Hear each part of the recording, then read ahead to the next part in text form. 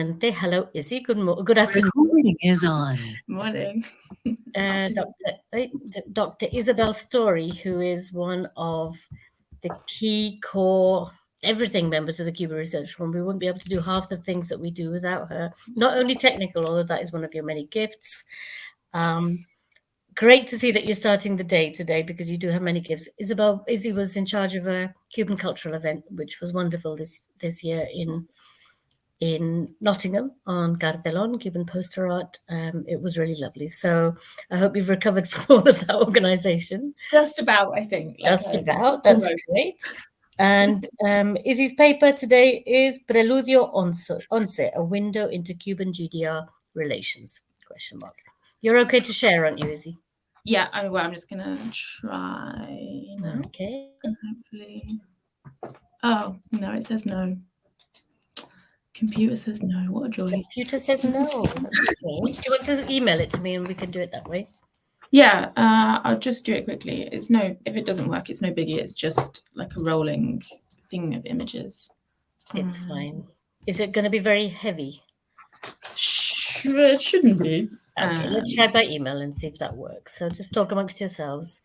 Un momentico hasta que tengamos la tecnología en su lugar.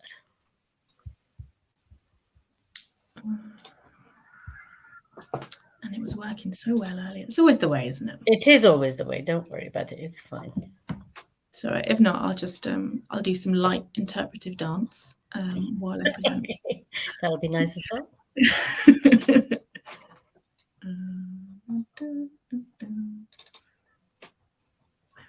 Well, yesterday afternoon, the best connection of all was with Cuba. With Manzanillo. So it's the joy, isn't it? It is. Oh my God, now I can't find it. Take your time. So we'll have all 4 papers and then we'll have questions at the end. The last one, Andrea Mazurok Shakte, is a recording which I'll play. So I'm suspecting that we'll have to ask questions in the chat if there are any there. Cool, I've just sent it over. Okay, and it should ping into my email any second now.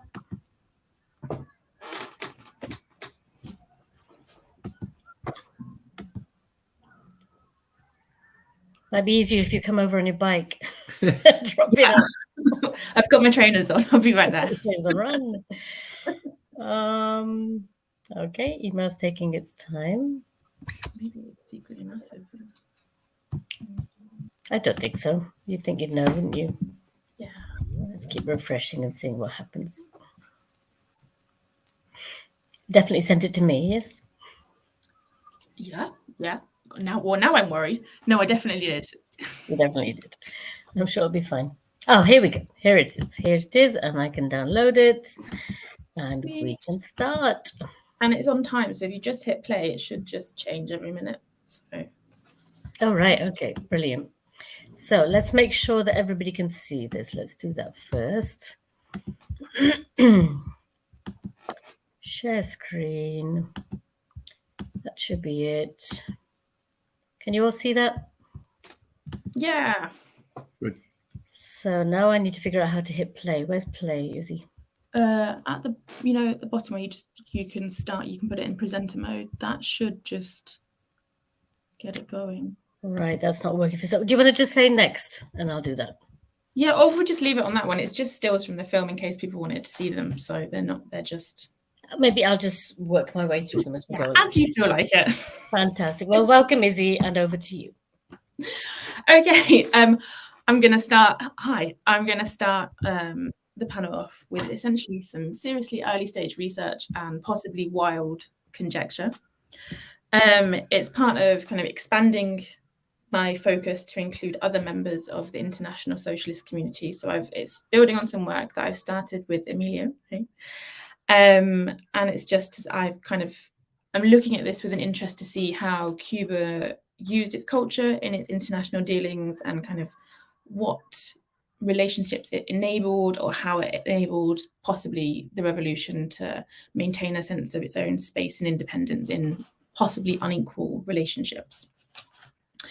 And I'm going to focus on the film because This was a kind of a big bank of resources that I found in the Academy of Arts archive when I was in Berlin last month. So it's all really, really early. I'm totally open to any and all feedback.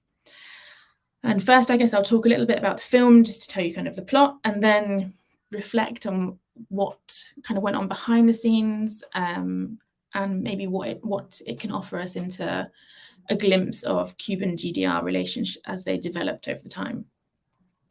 So Preludio 11 was part of the initial kind of glut of 4 Cuban-European co-productions. This is the Polish poster, which I think I quite enjoy, that was produced in Cuba in the early 1960s. None of these co-productions fared particularly well. I think perhaps the most well-known one is the Soviet Cuban co-production, Soy Cuba. But this is perhaps one of the lesser known ones. And this idea of a Cuban-GDR co-production was first mooted once in 1960 and I think again in 1961. And it eventually resulted in this hour-and-a-half long film, which was filmed in 1962 and a bit in 1963, and then released at the end of 1963 in 2 versions, in a Spanish language version and a German language version. Of these 4 co-productions which were filmed, many of them overlapped with one another. It was only 2 of them that really dealt with and are set in revolutionary Cuba. So Para Quien Baila La Habana, the Czech co-production, focuses on the tensions between 2 individuals who were united in the struggle against Batista, and it focuses on the tensions that emerged between them after Batista has fled. Preludio 11 focuses on the build-up to the Bay of Pigs and initial skirmishes or initial kind of forays into Cuban territory. And it is obviously fictionalized, but that's its thematic focus. I say it was a co-production. It was actually a GDR-led production. The script was written by Wolfgang Schreyer and adapted from a novel of the same name. And the film was directed by Kurt Metzig, who was one of DEFA, the East German Film Institute's leading directors. And actually sometimes some of the most transgressive and one that pushed the boundaries. And he did have some difficulty with his film sometime. Schreyer and Metzig were already really well-established cultural figures in the GDR, and they had collaborated on films before, most notably on one that came out in 1961 called Captain Loy's Dream. And they were part of the same artistic working group. So DEFA had these artistic working groups that had specific playwrights and directors and dramaturges in. So Schreyer and Metzig were in the same one, which was headed by Metzig, and it was called Der Rote Kreis, I think the Red Circle. The film itself focuses on 2 groups, and given that it's set in the build-up to the Bay of Pigs, perhaps it's not surprising that one group is a band of US-trained counter-revolutionaries with a mission to blow up a strategically important bridge in southeastern Cuba, and a group of milicianos or revolucionarios under whose jurisdiction the bridge falls. But the division isn't quite as binary as that. The comandante of the group of revolucionarios, a guy called Palomino, is actually an American spy. And in the group of the counter-revolutionaries is a man called Miguel, who is the ex-fiancé of one of the revolucionarios, Arias, Daniela, who is a literacy teacher. And she has a very young infant son with Miguel. The counter-revolutionaries are billed as like the best of the best, and they're given this important task to be kind of the vanguard, being deployed to Cuba in advance to prepare the ground for more counter-revolutionaries to land unencumbered on this strategically important bridge.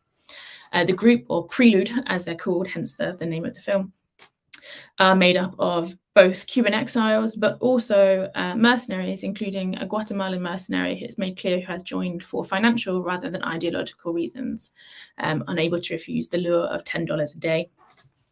This Prelude is led by an American soldier called Monash. The counter-revolutionaries, they have no success. Their whole mission is marred by misfortune and mishap, all of which foreshadows the ultimate failure of their mission.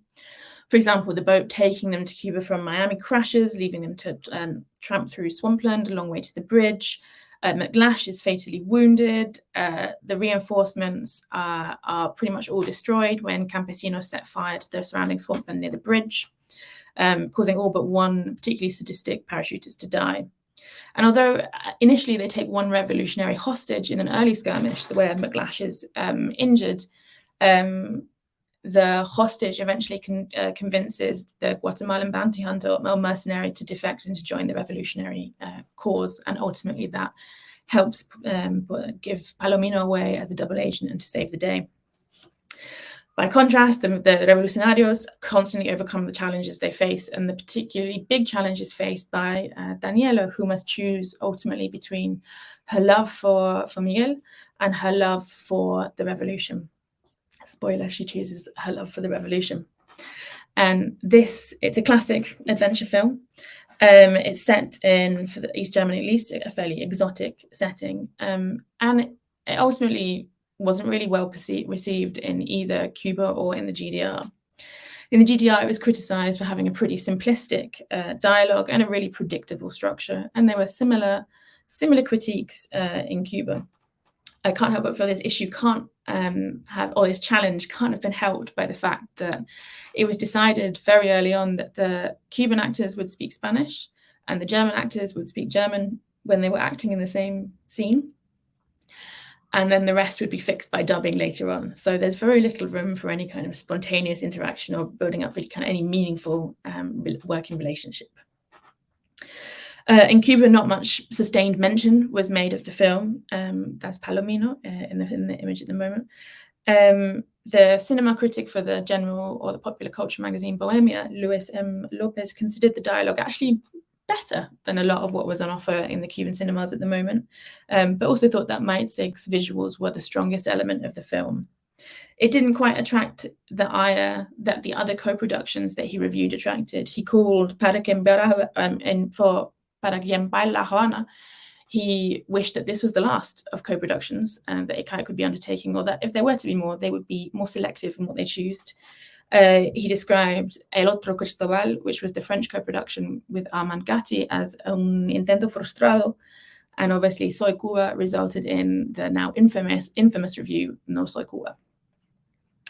Aesthetically, again, there's nothing kind of hugely radical about the film. It reflects the GDR's commitment to realism, and it focused on tensions between the socialist East and the capitalist West, although perhaps transposed into a new setting. Unlike, say, Soy Cuba, there's no formal innovation, no pushing of the boundaries of the term socialist realism, although Maitzig did later embrace the opportunities presented by those intermittent periods of relaxation in the thaw. So that's the film. The question that I've been asking then is, what can a film that kind of was middle of the road offer as an insight into a relationship that lasted nearly 30 years? And I think here's where the myriad of communication surrounding the film becomes quite important. There was consistent communication between Cuba and the GDR, and also I'm sure there must have been internally in Cuba, but the documents that I found in Berlin were internal GDR documents as well. And I think they helped to begin to maybe elucidate some of the key characteristics or maybe what might become a tension in this working relationship. I only got hold of them last month, so it's really early days, but I'm working through them. It's really clear that this film came about somewhat unexpectedly, almost kind of by mistake. Initially, in a document, it appears that after the success of Captain Loy's Dream, Schreier and Maitzig Deffer wanted to capitalize on the success. And they suggested that maybe he think about writing a screenplay based on the steamship Santa Maria and its politically oriented hijacking, which was diffused in Brazil. Schreier, in a really good justification, I thought, said in terms on grounds of realism, he needed to go to Brazil to study the milieu of the area, and Deffer decided that actually was probably too expensive. But in the wake of Playa Girón, it was suggested that instead of Brazil, he traveled to Cuba because Cuba was also in Latin America, and maybe when he was there, he could make some contacts with ICAIC and with people working in cinema, and perhaps he'd come up with some new material. So Maitzig and Schreier traveled to Cuba in June 1961 to begin their research, and pretty quickly got in discussions with ICAIC. And there was interest in producing the co-production, but it was agreed that it was to be up to the Cubans to produce a film that depicted the Cuban Revolution and its defense, but actually that'd be helpful for the GDR in the co-production to produce something that showed the counter-revolutionaries failing.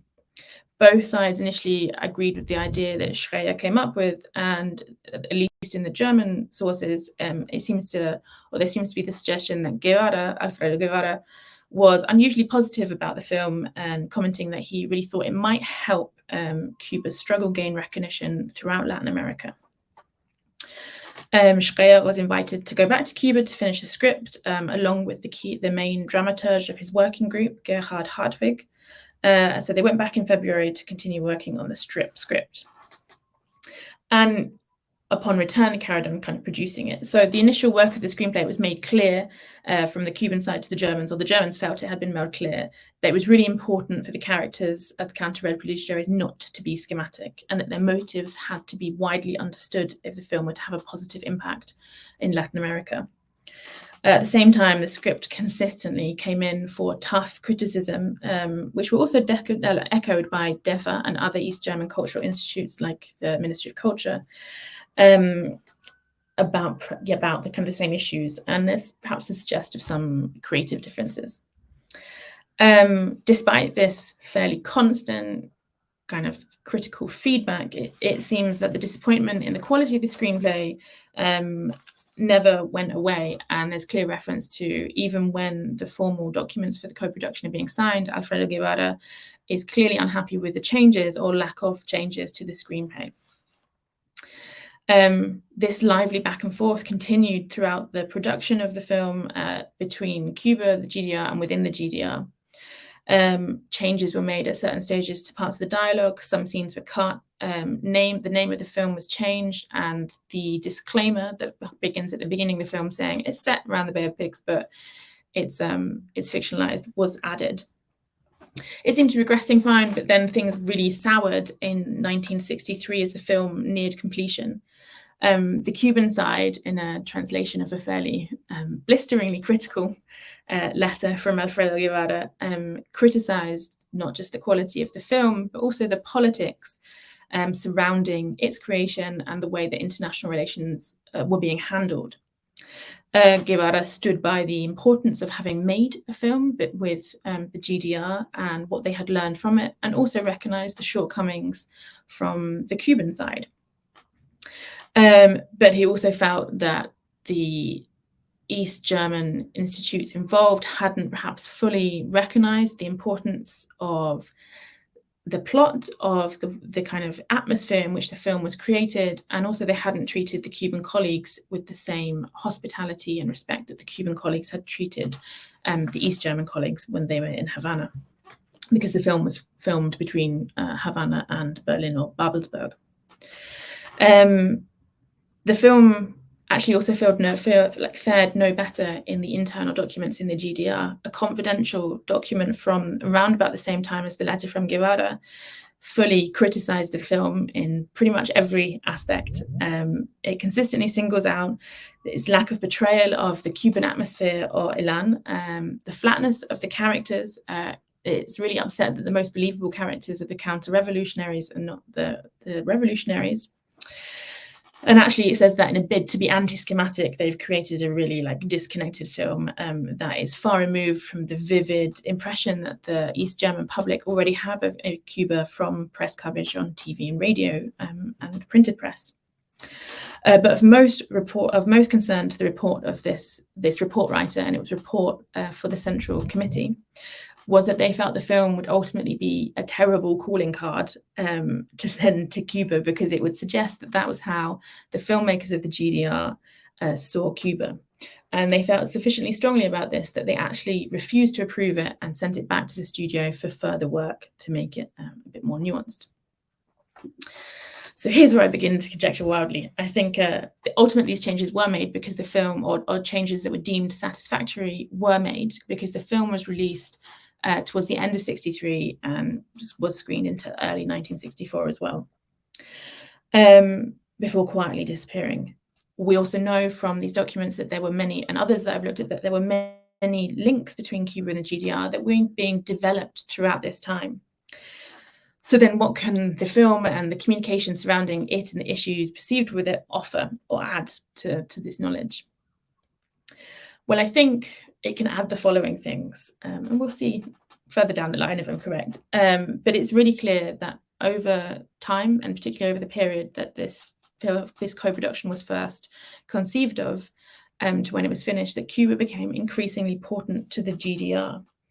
And I guess part of that's probably to do with some of the big changes that East Germany went through. So when initial discussions for the co-production began, there was still relatively free movement between East and West Germany via Berlin. However, by the time the filming actually began, the Berlin Wall had come up in a bid to stop sustained population depletion. So arguably, there's possibly some parallels about instances of sudden radicalization, albeit in very different directions. I also think from the letters and the communication surrounding it, in the GDR perhaps saw in Cuba an allegory for or a neighbor or a similar struggle for its perceived sense of siege and isolation, as East Germany became more and more isolated and it felt more and more subject to unwarranted aggressions. I think they probably saw an element of similarity from what's been said in the struggle for independence from both countries, again, in very different ways. But let's not forget the GDR was founded by the Soviet Union, and it was willing to be recognized in its own right, something which Cuba did towards the end of the film being produced. But in terms of tensions, there's also a fairly clear disconnect in the way that Cuba is discussed and seen in some of these sources and in others. So there's a clear sense of solidarity with Cuba and optimism about the progress of socialism internationally, thanks to the revolution, and it's kind of suggesting an inexorable spread. But there's also a sense of Cuba as an exotic other and kind of a lively and energetic other. And that's something that has begun to be explored in some really good research on East German tourism to Cuba. Like there was one tourist boat that actually crossed Kennedy's blockade of the island in '62. I also think we can begin to see this exoticization in the character of Daniela throughout the film.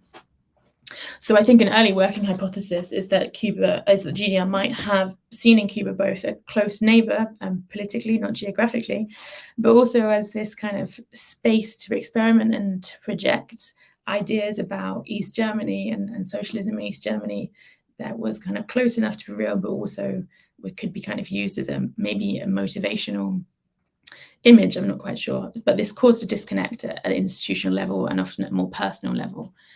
How that disconnect, if it was fixed, if it was utilized, what it created as a result, I'm still looking at. So I guess I'll let you know when I'm kind of like further along with this research if it is correct, and that's where I'll stop. Thank you. Thank you very much, Izzy. Also perfectly timed. So great. That set us off to a really good start and fits in very well with some of the themes that we've been talking about. Yes, there is applause coming your way. There we go. I think we're all learning to use the applause button slowly. Great. Thank you so much. So we'll leave the questions till the end for all four panelists. And now it's a great pleasure to introduce somebody new to the Cuba Research Forum, Sérgio Diaz Branco from the University of Coimbra. Sérgio, it's great that you got in touch with us, and we're so pleased that you're giving a paper. Are you happy to share your screen? Is that going to work? Let's see if it works. Yeah. Great. And Sergio's paper is The Table of Division, Class and Christianity in the Last Supper from 1976. If not, there's no problem. We can do the same.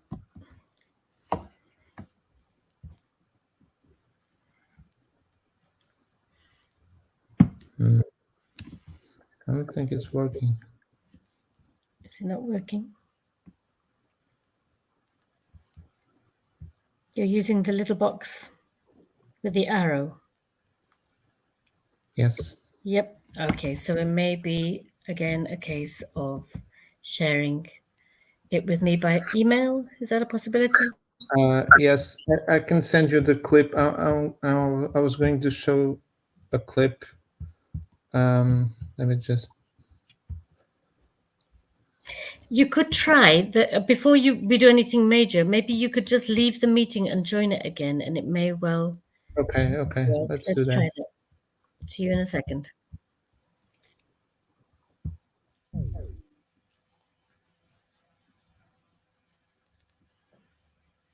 And I'll just repeat the announcement from today. So Emily Morris can't give a paper. We'll have a break instead of her paper. And during the break, which will no longer be a half an hour break, we'll have a welcome speech from the Cuban embassy in the UK. And I see that Raquel Ribeiro is here. Hello, Raquel. Lovely to see you here. And Jeet Stubbs. Fantastic. Right. Okay, let's see if it works now. Very strange that all of a sudden today it's not working since... No, it's not. It's not working. So what's the easiest thing for you to do? I'm gonna send you the clip. Yep. It's a short clip. Okay.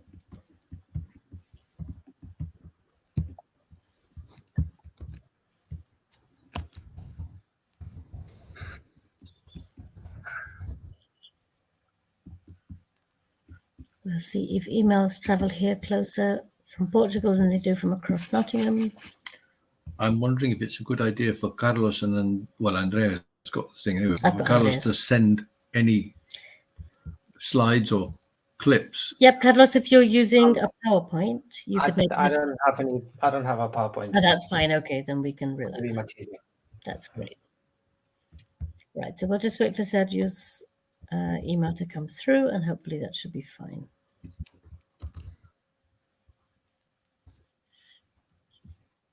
I guess Jitsy's having a bad day. Yeah. Well, it's transferring, but I can begin. Okay, that's fine. I will keep my email open then, and then we can let me know when you can do that. It's a great pleasure to be here. My paper is on The Last Supper, La Última Cena, directed by Tomás Gutiérrez Alea. It was produced by the Instituto Cubano del Arte y la Industria Cinematográficos, and it has garnered some critical attention. In Paul Schroeder's book, Tomás Gutiérrez Alea, The Dialectics of a Filmmaker, it places the film within a cinematic search for Cuba's intra-history. I'll say more about that later.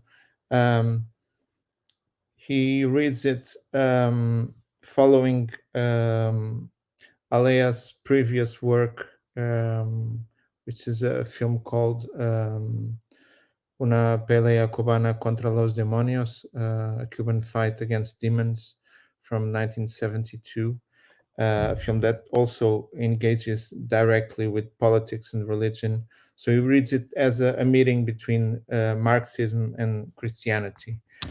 And the film is loosely based on a fragment from El Ingenio, Complexo Socioeconómico Cubano, written by the Cuban historian Manuel Moreno Fragidals in 1964.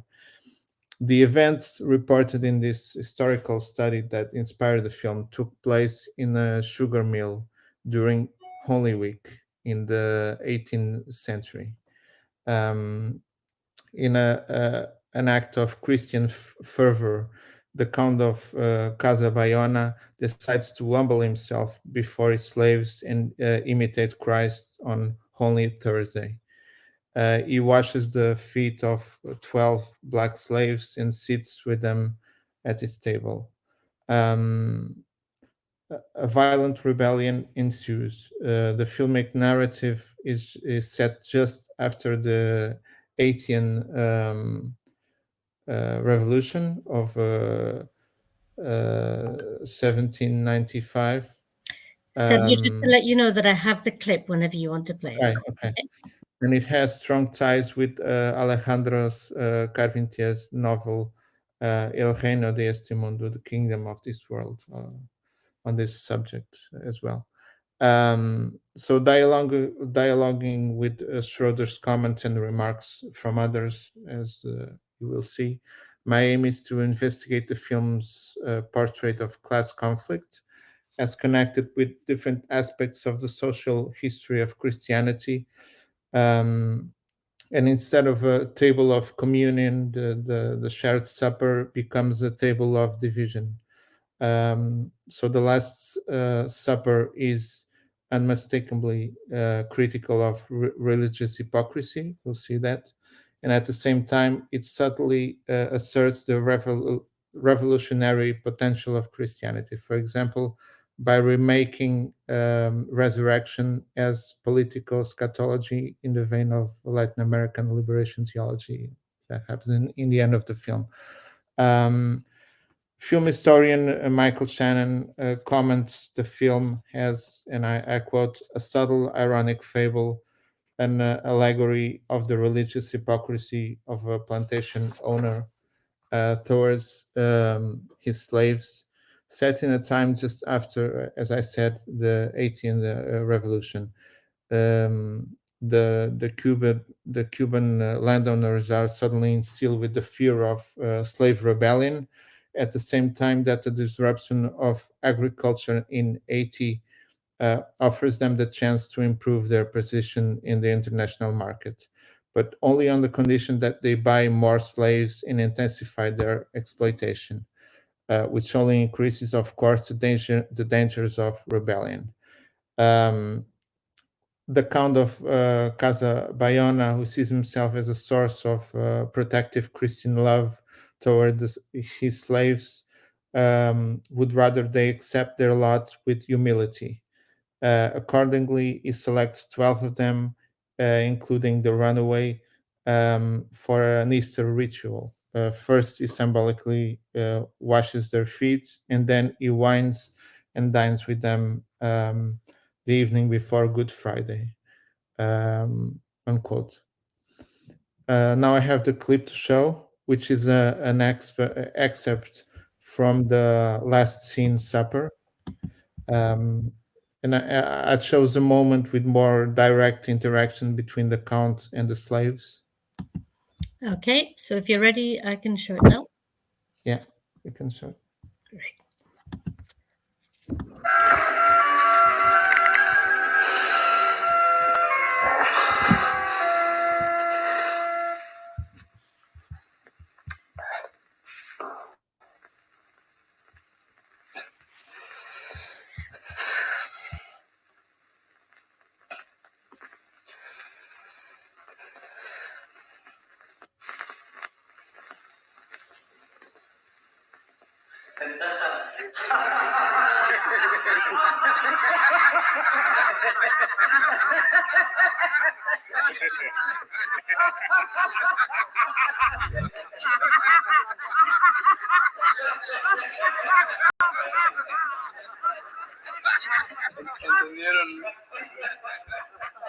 ¿Entendieron la moraleja, verdad? Mi amo, deja ver si Negro Ambrosio entendió. Cuando Mayorá da golpe y boca abajo, los negros tienen que estar contentos. Sí, eso es. Pero si entendieran eso, podrían ser verdaderamente felices. Y hasta más felices que los blancos. Miren, atiendan acá. El negro está mejor preparado por la naturaleza para resistir el dolor con resignación. ¿Cuándo han visto ustedes a un blanco cantando mientras corta caña? El negro, en cambio, siempre canta. Y eso es bueno, porque con el canto uno se olvida de lo que está haciendo, se alegra el espíritu. El blanco sufre más que el negro cuando corta caña. Ahora bien, Dios hizo las cosas de tal modo que el negro tiene como una disposición innata para el corte de caña. Puede decirse que el negro ha nacido en medio del cañaveral. Veamos, los negros cantan y cortan caña, pero a los negros les gusta más cantar que cortar la caña. Sí, por eso es que hay que obligarlo. Para eso está el mayoral. Él tiene la obligación de hacer trabajar a los haraganes. Y muchos de ustedes lo son. Y esos son los que reciben más golpes. ¿Por qué los negros tienen que aguantar los golpes que dan los mayores sin protestar? que lo mayoral no coge golpes también? Porque así lo dispuso Dios. Es el castigo de Dios. Dios es misericordioso, pero no tiene piedad con el que le desobedece.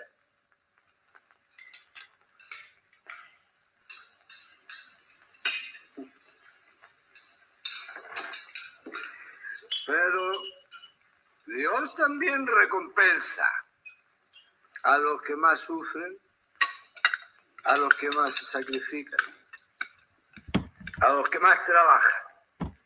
Para todos aquellos que cumplen con lo que Dios manda, hay un paraíso en el cielo. Igual al que hubo una vez y que el hombre con su pecado lo destruyó. ¿Y saben una cosa? No había que trabajar. Uno tenía hambre y estiraba la mano y cogía lo que uno necesitaba. No aquí negro, si no había negro ni esclavo. Eso vino después, cuando el castigo de Dios. Porque hay uno que hizo malas cosas. ¿Y quién está haciendo malas cosas? El primer hombre. Se llamaba Adán. Pero su mujer tuvo la culpa. Eva fue la culpable. Siempre me toca. Bueno, él también tuvo su culpa porque no hizo caso, ¿no?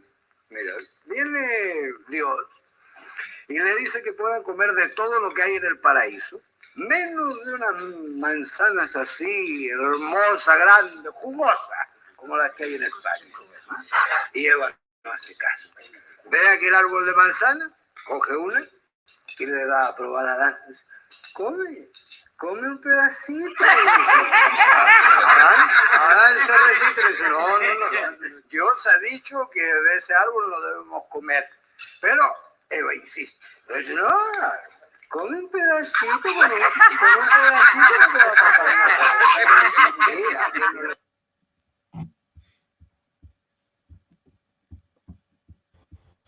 Okay, thank you. So this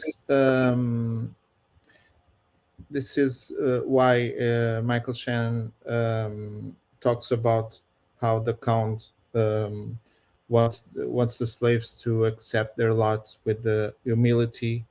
I would call it a kind of resignation or submission, not really humility, which is a charged word in religious studies, but obviously submission, resignation. Juan Antonio Hernandez notes the different interpretations at stake in the film, which are particularly foregrounded in this part of the scene. And I quote, "The dinner sequence shows the impossibility of imposing a single interpretation on the central symbols of Catholicism, the Eucharist, the earthly paradise, the figure of Christ and the apostles, etc. In fact, the entire scene, with the single exception of the story of the Cimarron, could be read as a negotiation over the meaning between master and slaves of such symbols. This, without a doubt, would be connected with the reflection that the film proposes around transculturation. If the negotiation between master and slaves about the meaning of Catholic symbols can be read as a metaphor about transculturation, then, as we have seen, the story of the Cimarron about Olofi, the truth and the lie, remains on the side of thinking and affirming the difference as difference, end quote. The film presents, I would say, the undeniable differences between master and slaves as contradiction in a Marxist vein, despite the fact that Hernandez doesn't mention it and reduces differences to cultural dissimilarities. These contradictions can only be overcome in the film by revolutionary action, which in turn may create a unity of many unseen up to that point in history. And the film actually sews these lines through different characters. For instance, Don Gaspar, the head of production, who helps the slaves and seems to be conscious that those oppressive relations have no future. So these contradictions are presented as part of a historical process of emancipation. Susanna Pick includes this film in a movement that paid attention to Afro-Cuban culture and aimed at restoring Black heritage in Cuban social and political history, particularly because of their participation in the wars of independence between 1868 and 1898. But still, the emphasis was on slaves freed to join the war effort instead of the rebellious Cimarron. Stephen Art develops more fruitfully, I think, the ambivalence of the film and the contradictions it exposes. And I quote, but there are a number of features of this film which render its meaning ambivalent, if not contradictory. This is demonstrated above all by the figure of the Count. There does seem to be a contradiction between a person who would prostrate himself before some slaves and yet later on would order their violent execution. How do we explain this? How do we explain this? The film enacts, he says, the film enacts a gradual process of demystification in a way which is similar to Memorias del Subdesarrollo, which is a previous film by Alea. Whereas the establishing scenes of La Última Cena allow the viewer to take up a sympathetic view of the Count as opposed to the barbaric slaves and the brutal foreman, we gradually realize that his life is based on a facade. It is not simply that his humility is a show, and that later on he shows his merciless side, unquote. So these meanings are the result of the film's dense rhetorical structure, I would say, and this is actually analyzed in detail by Juan Carlos Chavez in a very interesting article, and he writes, each speech reproduced finds two significant levels. The first of a biblical value reproduced by the master, and the second, the dialogue of the slaves expressed through songs, dances, and sayings, with rich overtones of African culture. And this is actually mentioned in the scene by one of the slaves. It could be assumed that the dialogues, dances, songs, and legends expressed by the slaves is the narrative voice of the film. The distance between the two discursive levels, that of the master and that of the slaves, is initially presented with a marked separation that is easy to detect. But as the drama enters into more violent action, the two discursive levels merge with each other, undoubtedly standing out the bad treatment that has the slaves have been victims to. At this moment, the farce, the systematic parody that gives rise to the film's development, ceases to be a parody, to expose a crude and violent reality that Afro-Cubans have suffered in the mills, unquote. I would say that The Last Supper is clearly not an anti-Christian film. It takes Christianity very seriously as a language developed in several periods and places of human history. A language used for purposes that can be as antagonistic as the class relations in capitalist society. Thomas Gutierrez Alea points to the idea that the film examines the interplay between religion, and more precisely Christianity, and society. And I'm going to quote him. It's a short quote. He says, "It is clear that it is not our intention to deny the Christian spirit as part of our cultural heritage. On the other hand, religion itself is not a big problem, since it is not a cause but a consequence of the insufficiencies of the social development process. But the real problem is the instrumentalization of the religious spirit to subdue a class and in any case to stop the development of society, unquote. This passage is from a text that the director prepared for a presentation of the film at Duke University in 1986. A text that was titled La Historia como Arma, Pasado y Futuro, History as Weapon, Past and Future. Alea later talks about the historical connections between the Catholic Church and the capitalist class, which is the reverse aspect of the subdued class of workers mentioned in the quote. Karen Jain's comments on the film for Film Quattroli reflect all of these aspects and are quite perceptive. A quote from her review, I think, is an apt way for me to conclude my presentation. This is an ongoing research, so I'm going to quote a bit from her review. The complexity of The Last Supper lies in the metaphorical development of Holy Week, observing how these events correspond or do not correspond to the traditional Passion. The Count's attempt to aestheticize the Christian life are amusing, but Alea does not travesty religion itself. The only religious buffoon is a priest who sleeps on the river rock trying to disperse disperse a nude washerwoman in a scene that is essentially slapstick. The Christian message behind the Holy Week metaphor must remain intact to allow the film to denounce slavery on socialism's term as well as Christianity's. But brotherly love could be revived if the Count were more than a high priest of a ritual bound in an institutionalized belief.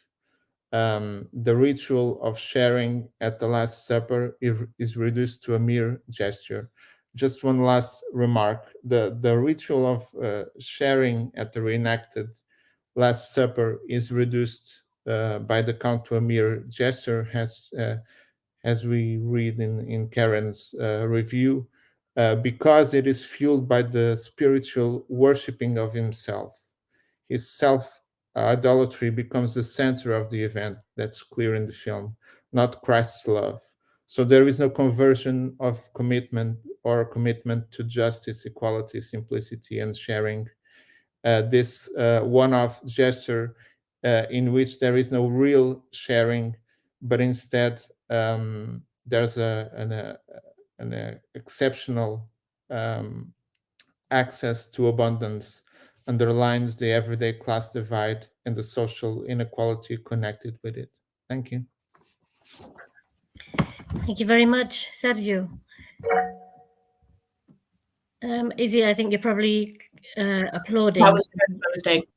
Yeah, there's a lot of confusion between the applauding and the raising hands. So thank you, Sérgio. I think there are a lot of people that also would like to applaud, but are probably scared of raising their hand by mistake. There we go. There are people who've learned how to do it. Fantastic. So over to Carlos. Carlos, our usual question once every year. What time is it over there? Las 11 de la noche. Las 11 de la noche. Carlos will show a very, very loyal. You can see how loyal son las 11 de la noche. Loyal member of the Cuba Research Forum, all the way from Australia, Monash University. Carlos's talk today is entitled, se titula Teleseries, policiales, cubanas, criminología, cultural y política de género. Muchas gracias, Carlos. Muchas gracias, Par. Como siempre que comenzamos en Australia, voy a comenzar reconociendo al pueblo Wurundjeri de la nación Kulin como los custodios tradicionales de la tierra desde la que hablo y presentando mis respetos a sus mayores pasados, presentes y emergentes. Todos los domingos por la noche, millones de cubanos se sientan a ver una serie policial en la televisión, tal y como han hecho durante las últimas 5 décadas. Desde 1969, cuando se emitió la primera serie policial cubana, hasta hoy, este horario de máxima audiencia ha estado reservado a este tipo de series en las que hombres viriles se enfrentan y vencen al capitalismo. Las mujeres, en las pocas ocasiones en que aparecen, al menos hasta muy recientemente, desempeñan papeles secundarios. Aunque se han producido algunos cambios en la producción y el enfoque de estas series, el marco masculinista se ha mantenido rigurosamente durante décadas. Puesto que no tengo tiempo hoy para hablar de los 50 años de historia del policial televisivo cubano, esta presentación se centra en la producción más reciente, Tras la huella, para comprobar hasta qué punto y de qué manera desafía o refuerza paradigmas heteronormativos tradicionales. Para ello, analizo primero la importancia de la televisión después de la Revolución de 1959 y su vínculo con la producción de los primeros dramas policiales cubanos. A continuación, trato las representaciones de género en el policial y finalmente me centro en Tras la huella. En el momento del triunfo de la Revolución de 1959, la televisión cubana estaba a la vanguardia del mundo. Cuba había sido uno de los 3 primeros países latinoamericanos en iniciar las emisiones de televisión en 1950, el primer país del mundo con una red nacional de televisión y el primero de Latinoamérica y segundo del mundo en emitir en color. A finales de la década de los 50, la televisión era un medio popular de entretenimiento cuya oferta incluía series policiales estadounidenses como Mike Hammer Detective y Alfred Hitchcock Presents. El recién instaurado gobierno revolucionario no tardó en darse cuenta de que este medio era óptimo para conectar con un número masivo y creciente de espectadores, con lo que las apariciones televisivas de Fidel Castro se multiplicaron inmediatamente. Según Goar Mestre, uno de los pioneros de la televisión cubana, y cito, Fidel se dio cuenta de que esa era una manera perfecta de llegar al pueblo cubano en sus casas y a partir de ese momento no se le podía apartar de la televisión. Él era el show de máxima audiencia. No paraba de hablar de las mejoras de los servicios sociales, de las mejoras de la educación, de acabar con la corrupción. Las apariciones de Castro se hicieron tan frecuentes que el sociólogo Jan Sigla acuñó el término gobierno por televisión. Finalmente, el éxito de Fidel convenció al nuevo gobierno del potencial de este medio para educar a las masas en los principios del incipiente proyecto revolucionario. Así, en 1962 se crea el Instituto Cubano de Radiodifusión, que desde 1967 fue presidido por Jorge Serguera, comandante del ejército rebelde sin experiencia previa en televisión, pero claramente alineado con los sectores revolucionarios más dogmáticos. Para Serguera, todas las manifestaciones culturales eran actos primordialmente políticos que debían ser considerados como armas en la guerra de Cuba contra el capitalismo y permanecer bajo constante escrutinio. Esta comprensión del papel de la cultura en la Cuba revolucionaria condujo a la aplicación de estrictas políticas televisivas, entre ellas la que hoy nos interesa aquí, y cito, promoción de dramas policiales inspirados en nuestras propias experiencias. Las primeras 2 series policiales de este tipo, Sector 40 sobre el Departamento de Contrainteligencia y Móvil 8 sobre la lucha contra la delincuencia común, comenzaron a transmitirse en 1969. Estaban escritas, dirigidas y rigurosamente supervisadas y a veces incluso actuadas, normalmente sin demasiado éxito, por miembros del MININT. Ambas series eran principalmente, y cito, material didáctico para la ciudadanía, a través del cual se educaba a los espectadores sobre la importancia de la preservación de la escena del crimen y de que los testigos presenciales memoricen los detalles, la necesidad de la vigilancia revolucionaria, la adopción de medidas preventivas destinadas a disuadir la actividad criminal, etc. El éxito de la serie fue inmediato y un actor de las mismas describe un evento en el que el reparto llegó en helicóptero al Estadio Capitán San Luis de Pinar del Río abarrotado de entusiastas seguidores que les aclamaban. A día de hoy, las series policiales producidas en Cuba siguen emitiéndose en horario de máxima audiencia los fines de semana, siguen siendo muy populares y siguen manteniendo tanto el propósito didáctico como el estricto control del MININT. Apenas 2 años después de la emisión de Sector 40, se celebraba en La Habana el primer Congreso de Educación y Cultura de 1971, cuya importancia e impacto en el mundo cultural cubano son conocidos por todos los presentes y sobre la que no me voy a extender. Lo que sí quiero señalar es que casualmente, justo un mes antes del Congreso, se había publicado la primera novela policial cubana desde la Revolución de 1959. Enigma para un domingo de Ignacio Cárdenas Acuña se convirtió en un éxito inmediato e inesperado, vendiendo más de 25.000 ejemplares en 2 semanas. A raíz de este éxito, el MININT instauró rápidamente el Premio Literario de Novela Policial Aniversario del Triunfo de la Revolución, que junto a la incesante promoción del género lo convirtió en una de las principales manifestaciones culturales de las 2 décadas siguientes. Paso ahora a hablar del género en Cuba y en el policial.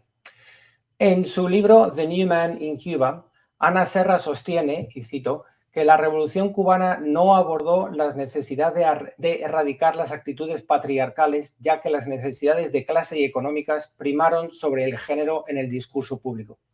La literatura sobre el asunto es ingente, desde quienes tenderían a coincidir con Serra hasta quienes disentirían con ella. Personalmente, considero que aunque es innegable que las políticas implementadas por el gobierno revolucionario mejoraron la posición de las mujeres cubanas, se mantuvo no obstante un marco ideológico de género en el que los hombres mantienen el poder social. Así, como dice Moya Fábregas, cito, la sexualización revolucionaria y la identidad de la mujer han permanecido ancladas en una cosmovisión patriarcal de la sociedad, fin de cita, lo cual impone diferentes expectativas y roles sociales a hombres y a mujeres. Aplicando a las relaciones de género una concepción marxista maternalista de la igualdad, de acuerdo con Manning, se asumió que las mujeres poseían naturalmente un instinto maternal y por tanto se esperó de ellas que cumplieran con sus deberes revolucionarios al tiempo que mantenían su papel tradicional de cuidadoras en la esfera privada. Como indica Verity Smith, el emblema de la Federación de Mujeres Cubanas, una imagen de una mujer con un bebé en el pecho y un Kalashnikov colgado del hombro, ilustra este entendimiento perfectamente. Al tiempo, la virilidad vino a ser percibida como rasgo imperativo del hombre nuevo revolucionario. El poderío físico se convirtió en objeto de veneración, mientras que el afeminamiento, que se vinculaba a la corrupción y el libertinaje de la dictadura de Batista, se rechazó por entenderse como atributo contrarrevolucionario. El policial cubano, tanto en sus variedades literarias como audiovisuales, se convirtió rápidamente en la encarnación cultural de este marco heteronormativo y homofóbico. En uno de los primeros episodios de Móvil 8, con balas aparente, conspira para irse ilegalmente a Miami, estableciendo claramente un vínculo entre homosexualidad, capitalismo, criminalidad y falta de productividad. Por el contrario, el modelo revolucionario queda perfectamente personificado por el mayor Alba, protagonista del policial revolucionario más emblemático, Joy, de Daniel Chavarría, que lo describe así.